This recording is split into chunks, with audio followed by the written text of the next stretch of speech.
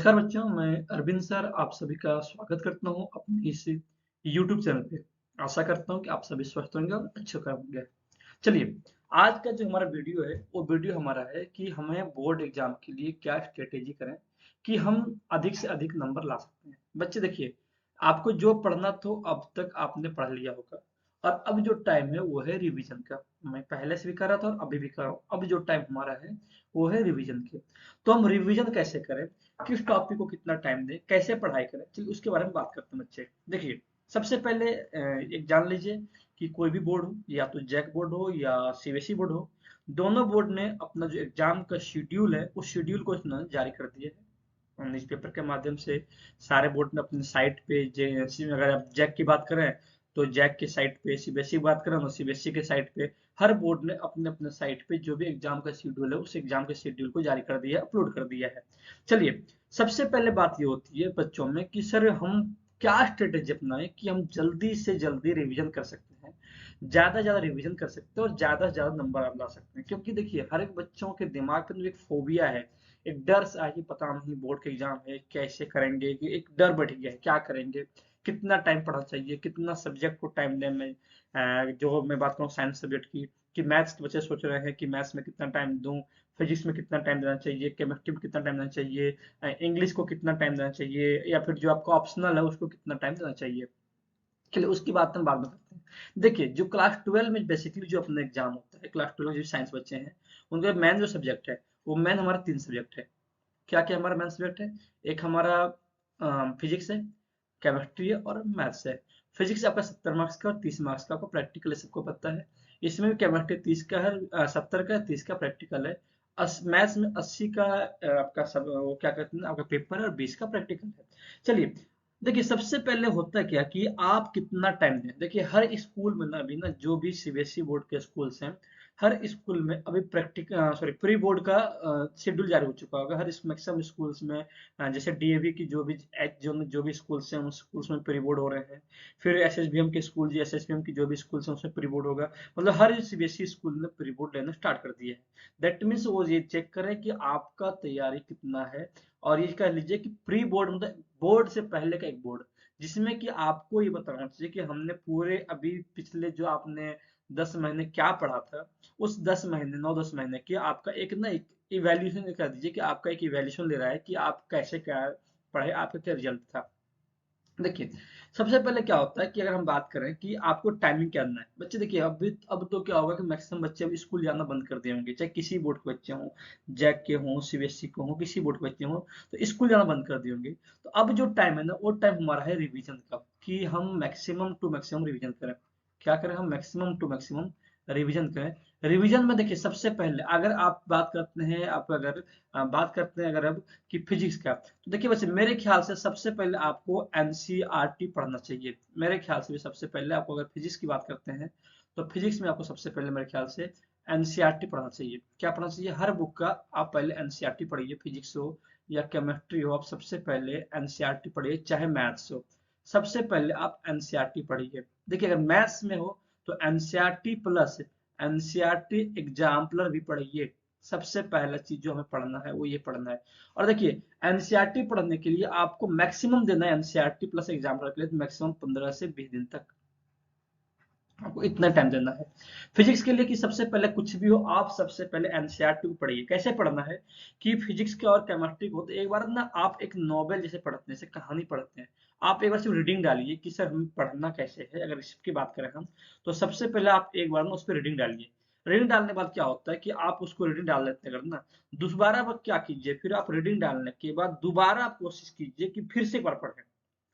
सबसे पहला बात क्या कहा हमने कि सबसे पहला पूरी एनसीईआरटी को रीडिंग डालिए। जितनी भी एनसीईआरटी है, आप पूरी एनसीईआरटी जो भी आपका है, सबसे पहले जो भी आपका एनसीईआरटी है,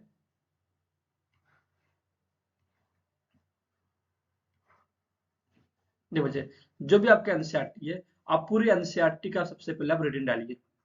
ये फिजिक्स और मैं केमिस्ट्री बात करूँ, ये बात करूँ मैं फिजिक्स एंड केमिस्ट्री की जो भी एनसीईआरटी है, उसका पहले आप एक बार में पहले आप रीडिंग डालिए। कैसे? जैसे आप कोई किताब या कोई कहानी पढ़ रहे हैं, दोबारा क्या करना है आपको पहली बार में, और ये इसके लिए कम मैक्सिमम नहीं, आप इसके लिए टाइम दीजिए सिर्फ 1 वीक तक, कि 1 वीक तक आपको सिर्फ रीडिंग डालना है फिजिक्स की और केमिस्ट्री की एनसीईआरटी को। उसके बाद क्या कीजिए, फिर से आप क्या कीजिए, आप उसके बाद दूसरा बाद में एनसीईआरटी की रीडिंग में डालिए। अब जो इम्पोर्टेंट पॉइंट है उसको आप हाईलाइट करिए, जो भी इम्पोर्टेंट पॉइंट है उसको आप हाईलाइट कीजिए, और हाईलाइट कीजिए और उसको आप अपने कॉपी में लिखिए, क्या हाईलाइट पॉइंट है उसको आप एक कहिए हाईलाइटर से हाईलाइट कर लीजिए और उसको फिर कॉपी में लिखिए। इससे क्या होगा ना कि आपने पहले बार में आपको समझ नहीं आया होगा, लेकिन पहले बार में इतना समझ में आ गया कि इंपॉर्टेंट क्या है और बिना इंपॉर्टेंट के क्या है। दोबारा जब आप पढ़ेंगे ना तो आपको और अच्छे से क्लियर होगा कि हमारे हमारे लिए क्या ज्यादा इंपॉर्टेंट है।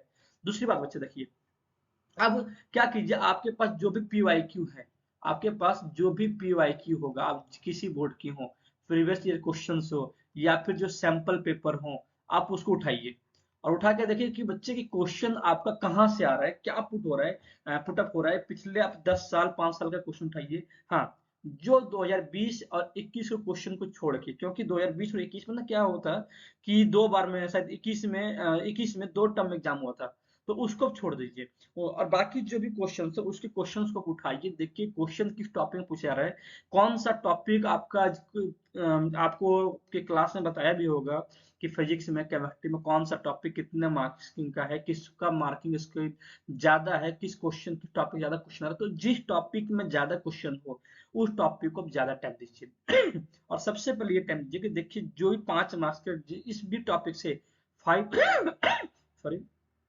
जिस भी टॉपिक से 5 मार्क्स के क्वेश्चन पूछे जा रहे हैं उस टॉपिक को तो ज्यादा ध्यान देना है। चलिए हम बात करते हैं आपके अपने सब्जेक्ट में मैथ्स के बारे में, कि मैथमेटिक्स में हमारा क्या स्ट्रेटेजी होना चाहिए। देखिए बच्चे, मैथमेटिक्स में होता क्या आपका, देखिए लिखा हुआ है कि मैथमेटिक्स में अपना जो टॉपिक है वो सबसे पहला टॉपिक हमारा रिलेशन एंड फंक्शन, पहला टॉपिक जो है रिलेशन एंड फंक्शन है।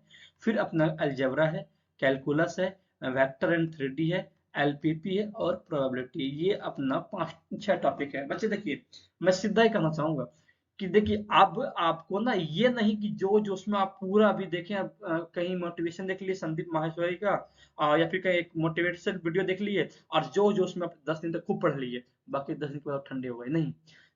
अब आपको अभी से लेके कहीं जब तक एग्जाम ना हो जाए हर सब्जेक्ट पे इक्वल टाइम दिए देना है और पूरा टाइम देना है, ठीक है। और ये कहिए कि ये नहीं कि आप आज जो उसमें 10 घंटे पढ़े, कल बच गए 9 घंटे, अगले दिन 8 घंटे, और ऐसा हुआ कि आज से 10 दिन के बाद आप बिल्कुल कुछ नहीं पढ़े। तो ऐसा नहीं करना है, आपको एक टाइम टेबल बनाइए, उस टाइम टेबल के अकॉर्डिंग ही पढ़ना है। टाइम टेबल क्या हो वो आप खुद से बनाइए कि आपके लिए क्या बेनिफिशियल है, आप कितना टाइम आपका कहाँ है, वो आप टाइम टेबल बनाइए, उसके अकॉर्डिंग पढ़ाई कीजिए। देखिए अब बात करते हैं मैथमेटिक्स में, तो अभी हम करते हैं कि मैथमेटिक्स में क्या पढ़ाएं हम कि अच्छे से नंबर स्कोरिंग कर सकते हैं, कैसे रिवीजन करना है, मैथमेटिक्स में रिवीजन कैसे करना है उसकी बात करते हैं। देखिए सबसे पहले हमारा जो चैप्टर है रिलेशन फंक्शन, उससे आपका 8 नंबर आ रहा है, अलजेब्रा से 10 मार्क्स का क्वेश्चन आ रहा है, कैलकुलस से 35 मार्क्स का आ रहा है, वेक्टर 3D से 14 का आ रहा है, एलपीपी से 5 मार्क्स का आ रहा है और प्रोबेबिलिटी से 8 मार्क्स का है। देखिए ये तो हमारा 80 मार्क्स का टोटल जो आपका है। अब हम बात करते हैं कि कोई भी बोर्ड हो और 20 नंबर का आपका इंटरनल है। अब कोई सी बात की बात करें, हम जैक बोर्ड की बात करें या हम सीबीएसई बोर्ड की बात करें, तो बच्चे जैक बोर्ड ने ये कह दिया कि आपका 30% जो है वो एमसीक्यू है, 20% वेरी शॉर्ट आंसर है और 50% आपका क्या है लॉन्ग टाइप का है, ये कर रहा है। सीबीएसई बोर्ड ने क्या कहा है कि आपका 8 से 10 ऑब्जेक्ट मतलब कि 1 मार्क्स के हैं आपके, फिर 2 मार्क्स के क्वेश्चन हैं आपके, 3 मार्क्स के हैं और 4 मार्क्स के हैं। तो बच्चे देखिए हमें पढ़ना क्या है, देखिए अब ये सेक्शन रीजन क्या है। देखिए जो अगर आपका टॉपिक क्लियर है ना तो आपको ये दिक्कत नहीं होगा क्या सेक्शन रीजन पूछ रहा है, क्या केस बेस में पूछ रहा है और क्या 4 नंबर के क्वेश्चन पूछ रहा है, उसके लिए दिक्कत नहीं है। देखिए हम बात करते हैं अभी, अगर हम बात करेंगे अलजेब्रा पे कि अलजेब्रा में टॉपिक क्या है, पहले बात करते हैं रिलेशन फंक्शन। अगर हम पहले बात करें रिलेशन एंड फंक्शन में, तो बच्चे इसमें 2 ही टॉपिक पढ़ना अपने को, एक हमारा है रिलेशन और दूसरा हमारा है फंक्शन। रिलेशन और फंक्शन, देखिए इसमें से क्वेश्चन कहाँ पे आते हैं, तो बच्चे फंक्शन से क्वेश्चन आएगा ना, वो क्या प्रूव करना आएगा कि प्रूव कीजिए कि 1 1 है या 1 2 है या 1 1 है 1 2 है, ये नहीं, ये प्रूविंग का आएगा सबसे पहले। इसमें क्वेश्चन तो ये प्रूविंग के लिए है, प्रूव कीजिए कि वो कौन सा है। अच्छा या फिर प्रूविंग के लिए आएगा इनवर्स फंक्शन के लिए, बताइए कि इसका इनवर्स एग्जिस्ट करेगा या नहीं करेगा। तो फंक्शन से क्वेश्चन क्या हो सकता है कि कभी कभी 4 नंबर का पूछता है और कभी कभी 5 नंबर का पूछता है, ऐसे होता है। कभी कभी आप कभी कभी 3 का ही पूछेगा, 3, 4 या 5 का है। ऑब्जेक्टिव तो श्योर होना है कि 1 1 है या नहीं है, ये पूछ देगा, या पूछेगा डोमेन रेंज निकालने के लिए। चलिए अगर हम बात करें रिलेशन में, तो रिलेशन में मैक्सिमम क्या होता है कि प्रूव करना पूछता है कि इक्विवेलेंस रिलेशन है या नहीं, ये प्रूव कीजिए कि गिवन रिलेशन है इक्विवेलेंस रिलेशन।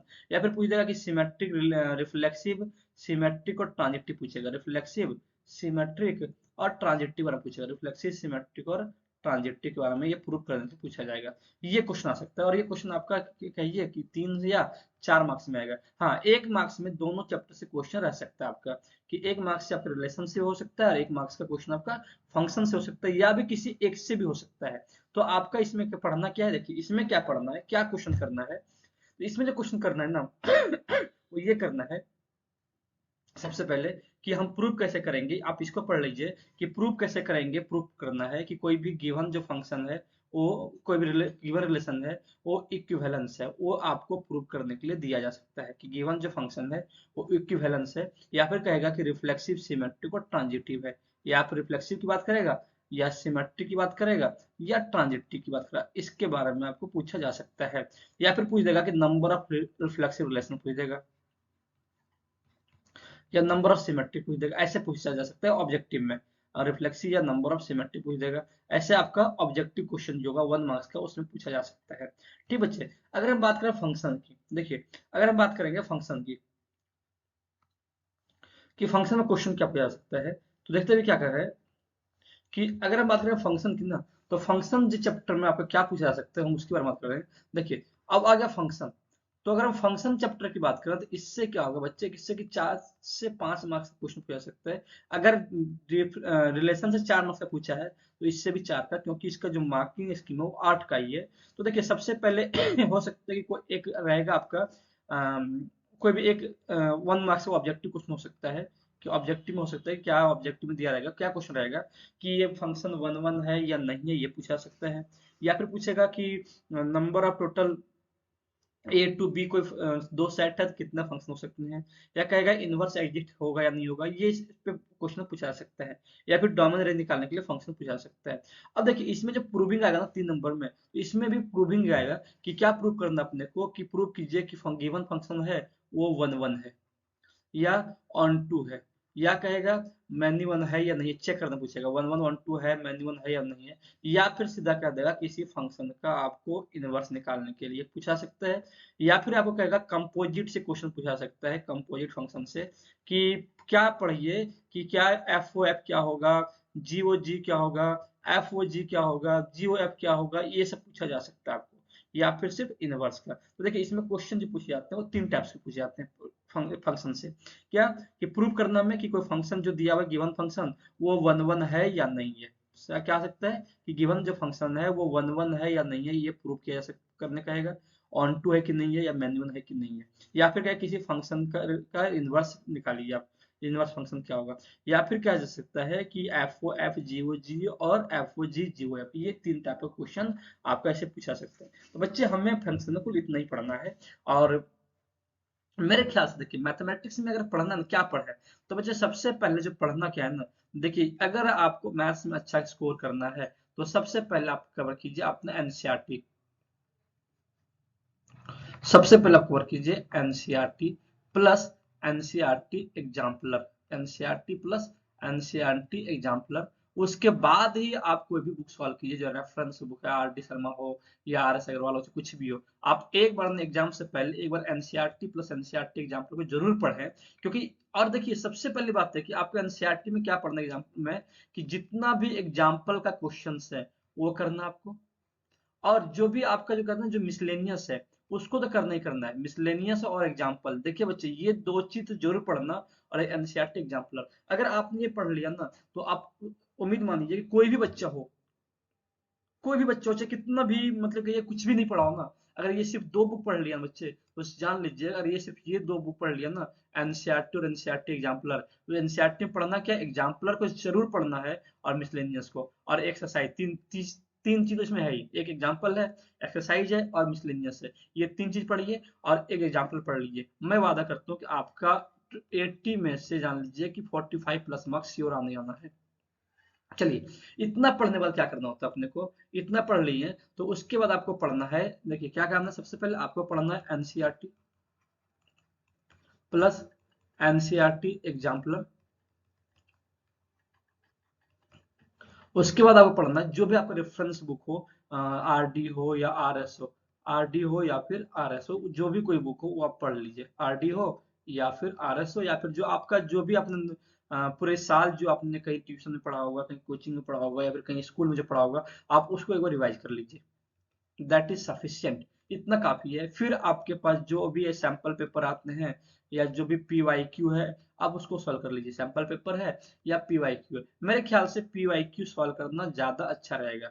मेरे ख्याल से पीवाईक्यू जो है पिछले लास्ट 10 ईयर्स का, वो ज्यादा अच्छा रहेगा।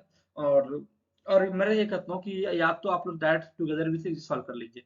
एक बुक आती है टुगेदर विथ या फिर exam idea, together with solve कीजिए या फिर एग्जाम आइडिया सॉल्व कर लीजिए। क्योंकि इसमें ना हर टाइप का क्वेश्चन पूछा जा दिया रहता है कि 1 मार्क्स में क्या है, 2 मार्क्स में क्या है, 3 मार्क्स में क्या है, 4 मार्क्स में क्या है, एसेंशियल रीजन क्या है, ये कहिए कि केस बेस्ड स्टडी क्वेश्चंस क्या है, 5 मार्क्स के क्वेश्चंस क्या है, उसके बारे में बात किया जाता है। और अगर आप जैक बोर्ड से हैं, तो अगर जैक बोर्ड से बचे तो आप किसी भी टॉपिक या आप एनसीईआरटी पढ़िए पढ़िए, एनसीईआरटी एग्जाम्पल पढ़िए। टाइम मिले तो आप ये कहता हूँ कि आपका जो आरडी सॉल्व कीजिए, बहुत ज्यादा आरडी है, तो अगर आप आरडी सॉल्व करते हैं तो ये काफी आपका होता है। और अगर नहीं कम टाइम है तो आप ये कीजिए कि अपना आरएससी सॉल्व कर लीजिए, ये आपका काफी अच्छा हो जाएगा। और जो भी आपका जैक बोर्ड में जो भी बहुत बाजार में मार्केट में बहुत सारे सैंपल पेपर्स हैं, क्वेश्चंस बैंक है, उनमें से किसी जो भी आपको अच्छा लगे आप सॉल्व कर लीजिए। देखिए, अब हम ये देखते हैं कि क्वेश्चंस जो आता है ना कहाँ से आता है। क्वेश्चंस जो आएगा, हमने रिलेशन फंक्शन की बात की है, अब हम बात करते हैं अलजेब्रा में, कि अलजेब्रा में क्वेश्चन कहाँ से पुट होता है बच्चे। तो अगर हम बात करेंगे अलजेब्रा की, तो देखिए अभी क्या है अलजेब्रा में, इसे क्वेश्चन जो है 10 मार्क्स का है। इसमें तीन टॉपिक्स हैं, आईटीएफ, मैट्रिसेस और डिटरमिनेंट। ये तीन टॉपिक से क्वेश्चन आपका आएगा, आईटीएफ, मैट्रिसेस एंड डिटरमिनेंट, ये तीन टॉपिक आपका है। देखिए डिटरमिनेंट से जान लीजिए, इसमें एक क्वेश्चन जो 5 मार्क्स का हो ना, वो वेरी जो लॉन्ग आंसर होता है, लॉन्ग आंसर में ये क्वेश्चन तो किससे आएगा, सिस्टम ऑफ लीनियर इक्वेशन से, सिस्टम ऑफ लीनियर इक्वेशन से एक क्वेश्चन तो 5 मार्क्स का आ जाएगा, वेरी शॉर्ट आंसर का, श्योर है ये आने आना है। तो जान लीजिए कि मैट्रिक्स जो आपका ना वो स्कोरिंग टॉपिक है। बहुत लोगों को मैट्रिक्स बहुत इजी लगेगा, लेकिन मैट्रिक्स एक स्कोरिंग टॉपिक है। क्यों? क्योंकि इससे ना 5 नंबर का क्वेश्चन तो श्योर आना ही आना है। तो इस पे कुछ ज्यादा फोकस करना होगा आपको। और किस टॉपिक में, कि इसमें सिस्टम ऑफ लीनियर इक्वेशन में, जैसे किस टाइप क्वेश्चन का कि x plus Y plus Z 5 दिया हुआ हो, x 2x minus 3y plus Z, ये सब क्वेश्चन होता है। और कहता है by using matrix method, using mathematics method आपको ये प्रूफ निकालना है, value of X Y and Z निकालना होता है, ये निकालना होता है।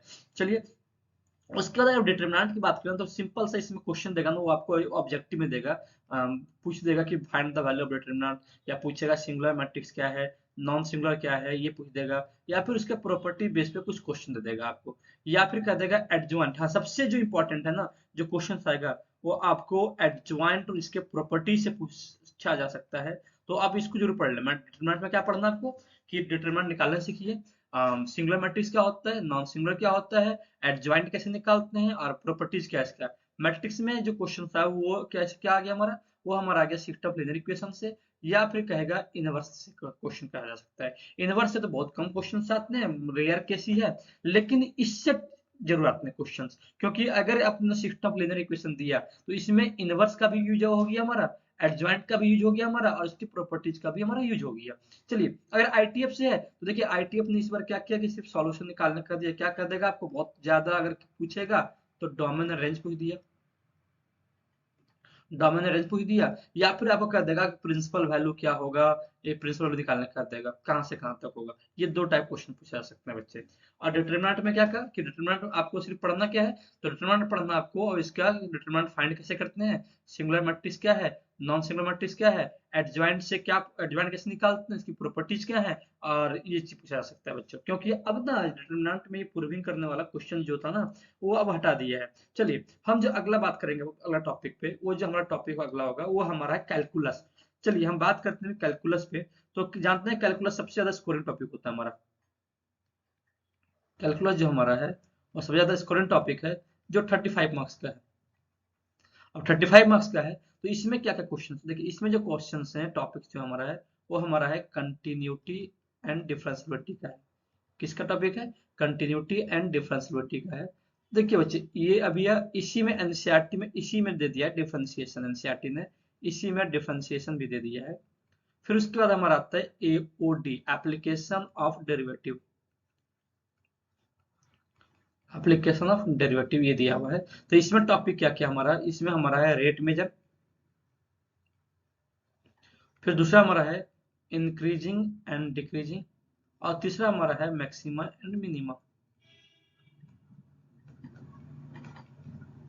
देखो बच्चे, अब मैक्सिमा मिनिमा से जो प्रूविंग क्वेश्चन था ना वर्ड प्रॉब्लम, वो हटा दिया गया। मैक्सिमा मिनिमा से देखिए, अब देखिए मैं इसका बता रहा हूँ कि ज्यादा टाइम देना नहीं आपको, इसमें से अब वर्ड प्रॉब्लम जो है वो हटा दिया, अब वर्ड प्रॉब्लम नहीं आता है।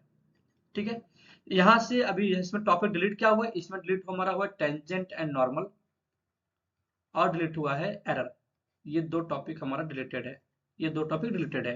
देखिए इंक्रीजिंग डिक्रीजिंग हो गया, रेट मेजर हो गया, मैक्सिमम मिनिमम। बच्चे इससे भी क्वेश्चन 5 मार्क्स का कहां से आ सकता है, दो क्वेश्चन आ सकता है। या कहेगा तो एब्सोल्यूट मैक्सिमा निकालिए, एब्सोल्यूट मैक्सिमा और एब्सोल्यूट मिनिमम निकालना है, एब्सोल्यूट मिनिमा निकालना है। या फिर सिर्फ कहेगा मैक्सिमा और मिनिमा निकालिए, मैक्सिमा एंड मिनिमा निकालिए। जनरली क्वेश्चन देखिए जैक बोर्ड में है, तो जैक बोर्ड वाला क्या करेगा, आपको जो क्वेश्चंस देगा ना जैक बोर्ड वाला, वो देगा आपको अलजेब्रिक फंक्शन में। अगर सीबीएसई बोर्ड है तो वो क्या करता है, कभी कभी घुमाने के ना वो ट्रिग्नोमेट्री का डाल देगा, क्या डाल देगा, ट्रिग्नोमेट्री का। और ये क्वेश्चन 5 मार्क्स का है। देखिए अगर हम बात करें इंक्रीजिंग डिक्रीजिंग की, तो इससे जो क्वेश्चन आता है ना वो इससे क्वेश्चन आपका आएगा 4 मार्क्स का। कितने मार्क्स का बच्चे, इससे हमारा 4 मार्क्स का क्वेश्चन आएगा। इससे क्वेश्चन जो हमारा है 4 मार्क्स है, क्यों टोटल 35 मार्क्स का है। तो कंटिन्यूटी और डिफरेंशियबिलिटी से जान लीजिए, कभी कभी क्या करता है कंटिन्यूटी डिफरेंशियबिलिटी से, कि इसमें भी आपका क्वेश्चन दो आता है, इसमें 3 चैप्टर बनता है आपका। एक बनता है कंटिन्यूटी, एक हमारा होता है डिफरेंशियबिलिटी, और दूसरा होता है हमारा डिफरेंशिएशन। तो देखिए ऑब्जेक्टिव में तो डिफरेंशिएशन तो श्योर रहना ही रहना है। इसमें से एक क्वेश्चन 4 मार्क्स का 3 मार्क्स का प्रूविंग में दे सकता है, प्रूव कीजिए कि कंटिन्यूअस है या नहीं है। और कंटिन्यूअस है तो कोई भी के दिया होगा कि अगर एलएचएल आरएचएल कांस्टेंट है तो एफ ए इक्वल टू के है तो के वैल्यू निकालिए। इसमें दो टाइप क्वेश्चन बनता है हमारा। ये डिफरेंशियबिलिटी क्या कहेगा कि कोई फंक्शन डिफरेंशिएबल है, और इसमें क्या कह देगा दो फंक्शन दिया है ए बी निकालना अगर चाहा तो देखिए इससे क्वेश्चन जो हमारा इन दोनों से एक क्वेश्चन आएगा 4 मार्क्स का। और डिफरेंशिएशन से भी एक क्वेश्चन आता है 4 मार्क्स, मतलब इससे 8 नंबर का क्वेश्चन तो अभी आना ही आना है। उसके बाद क्या आता है रेट में, से सिर्फ 3 मार्क्स का क्वेश्चन आएगा, कि 3 या 2 मार्क्स से कहिए, कि एक रेट में से क्वेश्चन आएगा, और इससे एक 4 नंबर का आएगा, और इससे क्वेश्चन 5 नंबर का, मतलब 5 4 9 3 12 और 8 20 मार्क्स का क्वेश्चन तो आपका कैलकुलस में डिफरेंशियल से सिर्फ आ गया। क्या काम है कि सिर्फ डिफरेंशियल कैलकुलस से बात करें हम, कि कैलकुलस में अगर हम सिर्फ बात करें डिफरेंशियल से, तो डिफरेंशियल कैलकुलस से अपना 20 मार्क्स का क्वेश्चन आता है। और कहाँ कहाँ से आता है, तो सबसे पहले चैप्टर है वो हमारा पढ़ना है मैक्सिमा मिनिमा, जो कि स्कोरिंग चैप्टर है, और इससे हमारा आएगा 5 मार्क्स का क्वेश्चन। 5 मार्क्स का तो पक्का आना ही आना है, इसका हमारा 5 मार्क्स का है। एक पढ़ना कंटिन्यूटी एंड डिफरेंशियबिलिटी, इससे आपको पूछेगा 4 मार्क्स का। एक डिफरेंशिएशन पूछेगा, एक ऑब्जेक्टिव रहेगा, और एक रहेगा 3 मार्क्स का क्वेश्चन। और अगर एक कहेगा, एक रहेगा रेट मेजर से 3 मार्क्स का, और मैक्सिमा एक इंक्रीजिंग डिक्रीजिंग से रहेगा 4 मार्क्स का।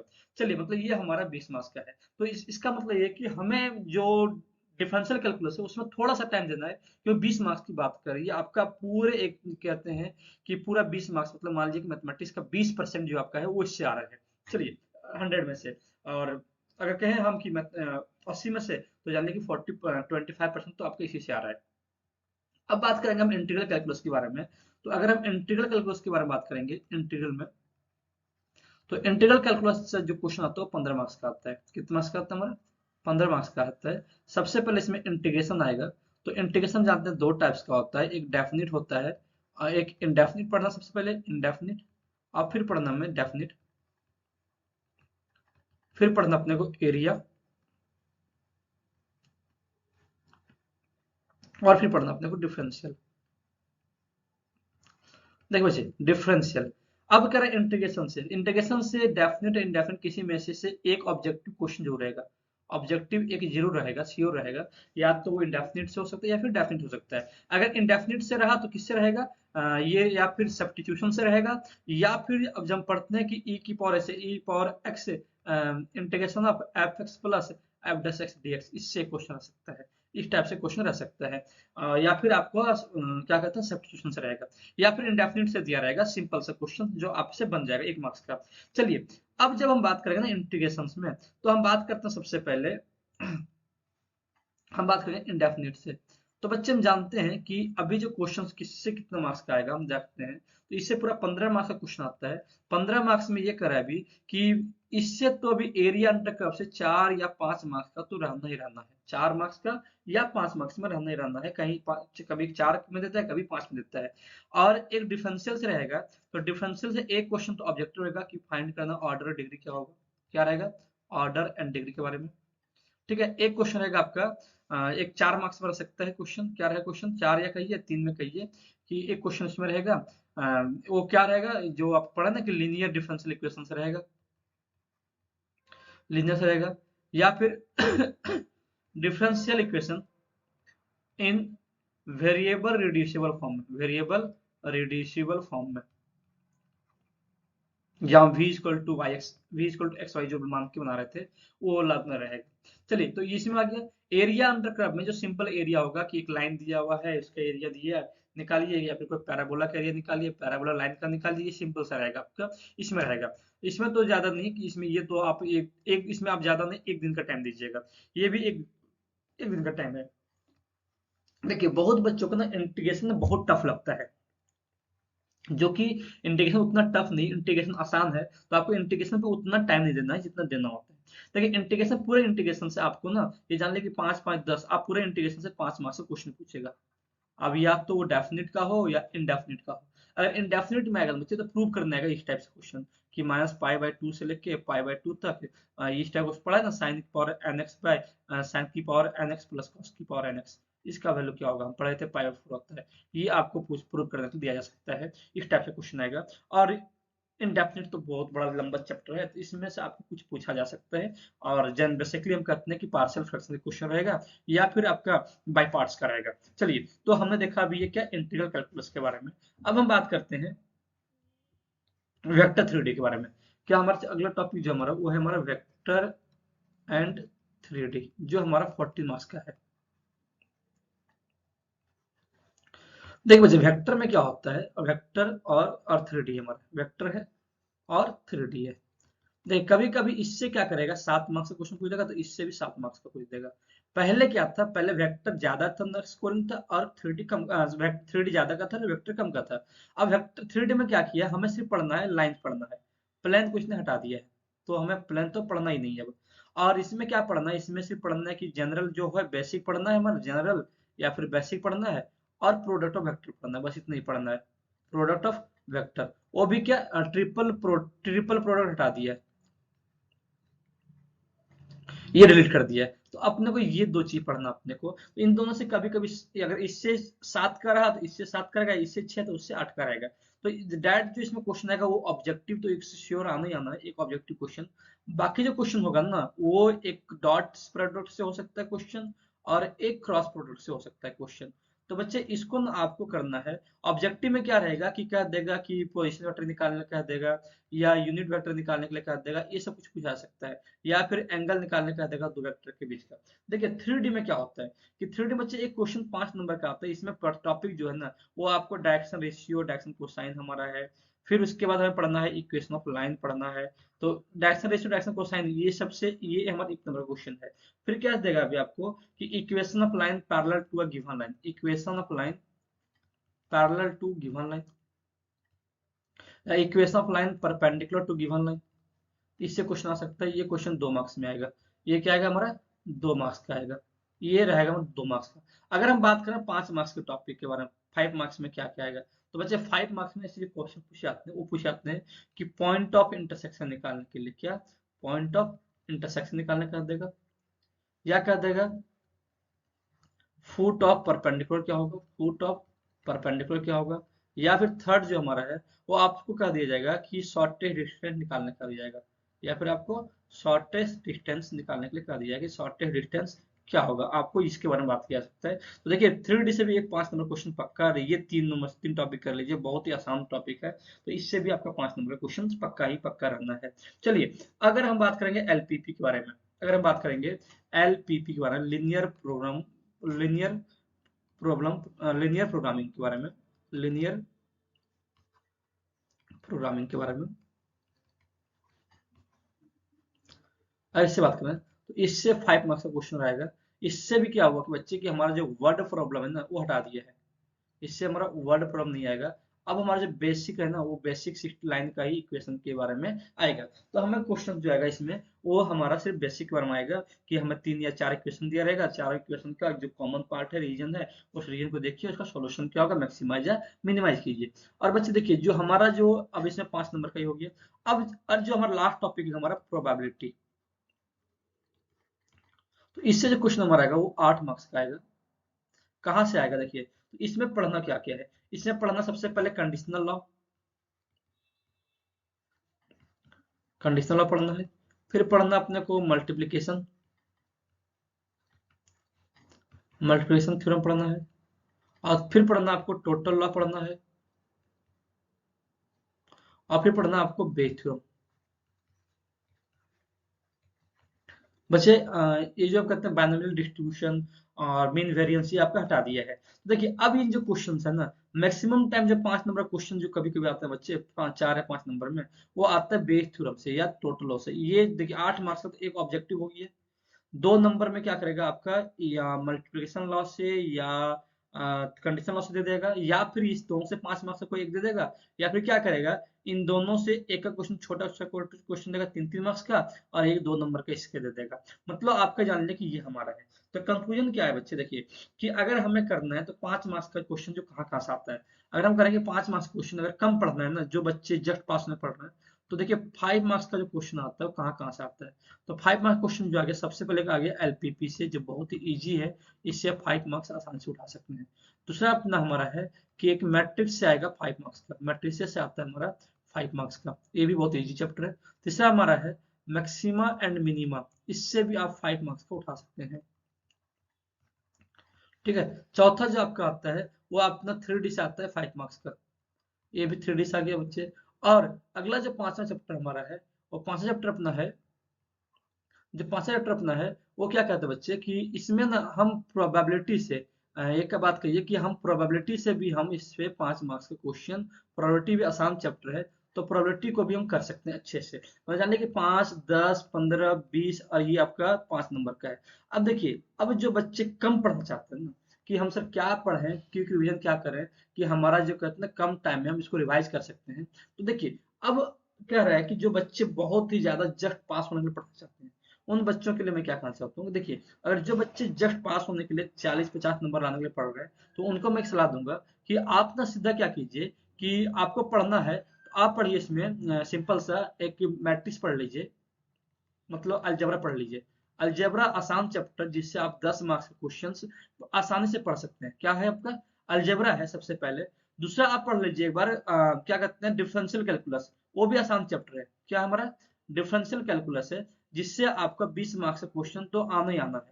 ठीक है, तीसरा जो आपको पढ़ना है ना वो आप एक पढ़ लीजिए एरिया। और एरिया में क्या होता है कि इससे ना 4 या 5 मार्क्स क्वेश्चन आता है, तो आराम से एरिया में क्या है कि इंटीग्रेशन इजी इंटीग्रेशन है, तो आप 5 मार्क्स इससे उठा सकते हैं। और उसके बाद आप पढ़ लीजिए वेक्टर और 3D पढ़ लीजिए, इन दोनों से 40 मार्क्स क्वेश्चन हैं। और 5वां पढ़ने कहूंगा आपको एलपीपी लिनियर प्रोग्रामिंग प्रॉब्लम पढ़ लीजिए, इसमें 5 मार्क्स का आएगा।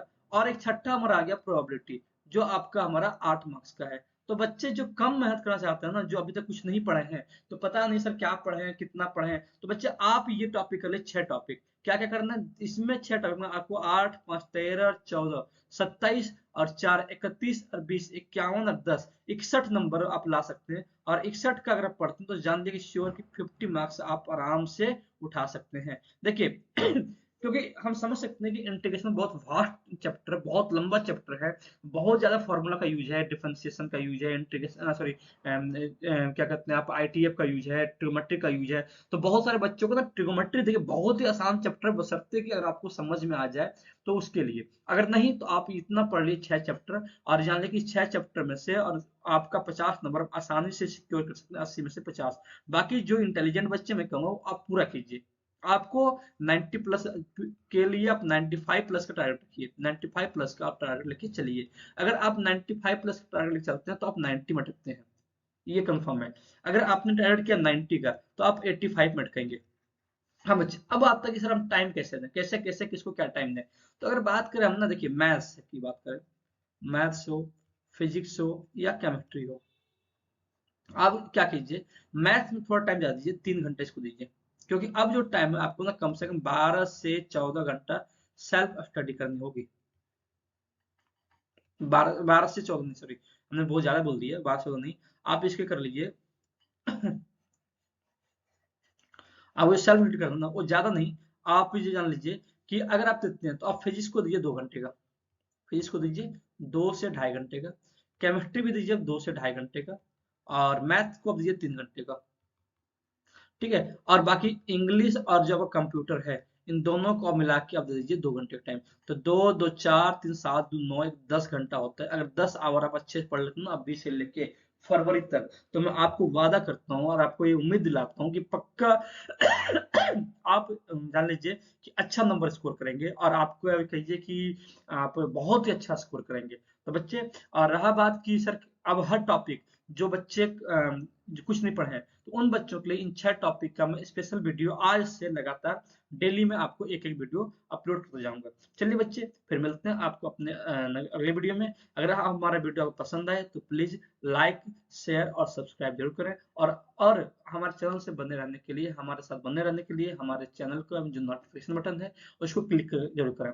हम आज से आपको वादा करते हैं कि हर एक टॉपिक का जो भी मैक्सिमम ये 61 मार्क्स का है, इस 61 मार्क्स का आपको मैं डेली एक वीडियो आपको प्रोवाइड करा दूंगा, अपलोड करता रहूंगा। चलिए मिलते हैं अपने अगले वीडियो में। Thank you.